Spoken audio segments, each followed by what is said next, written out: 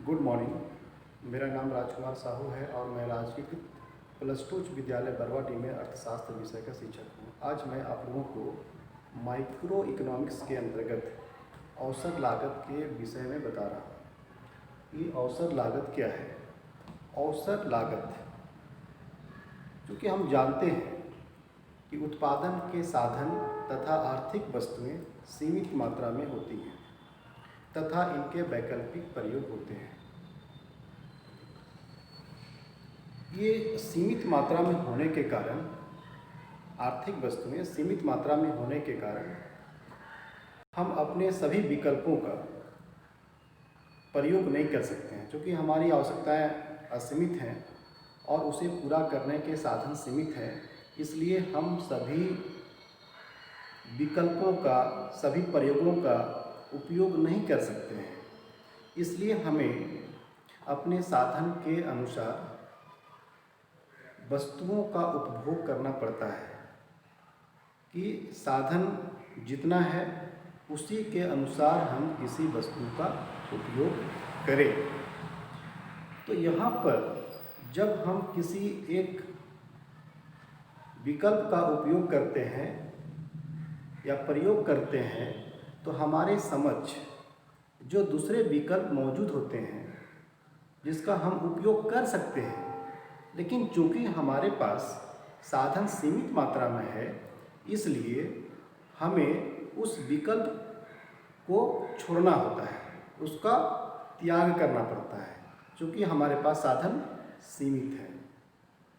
तो यहाँ पर औसत लागत क्या हो गया? औसत लागत हो गया कि दूसरे सर्वश्रेष्ठ प्रयोग की जो लागत होती है उसका हमें त्याग करना पड़ता है। दूसरे सर्वश्रेष्ठ विकल्प की लागत को त्यागना होता है। इसे हम लोग एक उदाहरण के द्वारा समझेंगे। मान लीजिए एक किसान है और उसके पास सीमित मात्रा में साधन है। अब वह सीमित साधन, जिसमें भूमि भी सम्मिलित है, और उस पर जो भी खर्च उसको आएगा उस किसान को खेती करने में, तो वह उसके पास जो है 4 विकल्प है। मान लीजिए वैसा जैसा कि वह समझता है। पहला जो विकल्प है तो वह अपने खेत में आलू की फसल कर सकता है। दूसरा विकल्प है कि वह उसमें मटर की खेती कर सकता है। तीसरा जो विकल्प है कि वह गेहूं का खेती कर सकता है। और चौथा जो विकल्प है वह है कि चना बो सकता है। चना, तो 4 विकल्प है उसके पास में कि अपने वह सीमित साधन से वह 4 प्रकार की खेती वह लगा सकता है। लेकिन चूँकि साधन सीमित मात्रा में है, इसलिए जो है वह किसी एक फसल के बारे में सोचेगा। अब इसमें यह भी वह देखेगा कि किस फसल को लगाने से कितना लाभ होगा।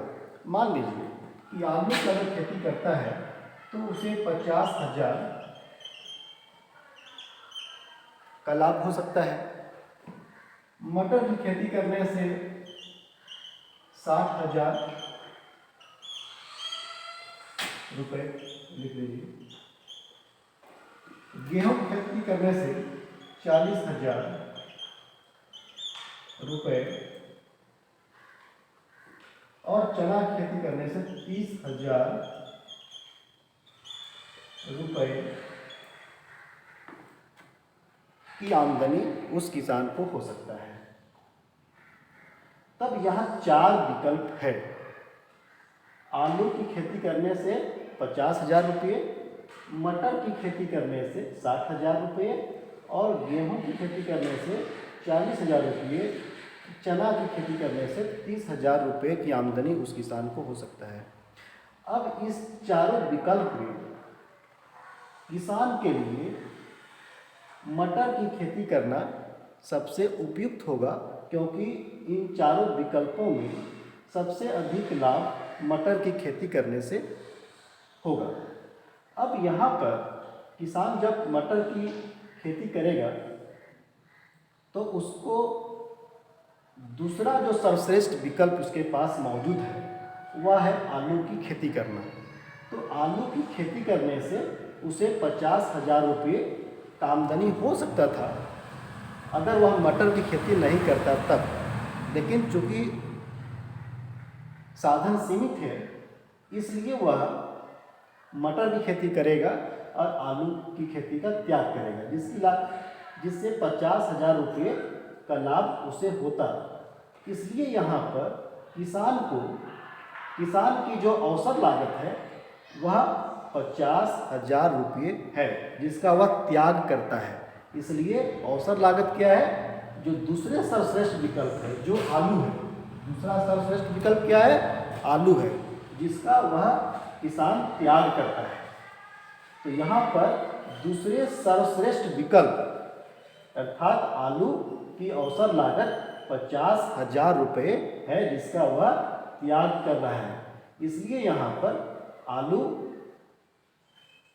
की खेती से जो 50,000 रुपये की आमदनी होती है उसे वही औसत लागत है किसान के लिए। इसी को हम लोग औसत लागत कहते हैं। आज बस इतना ही। Thank you.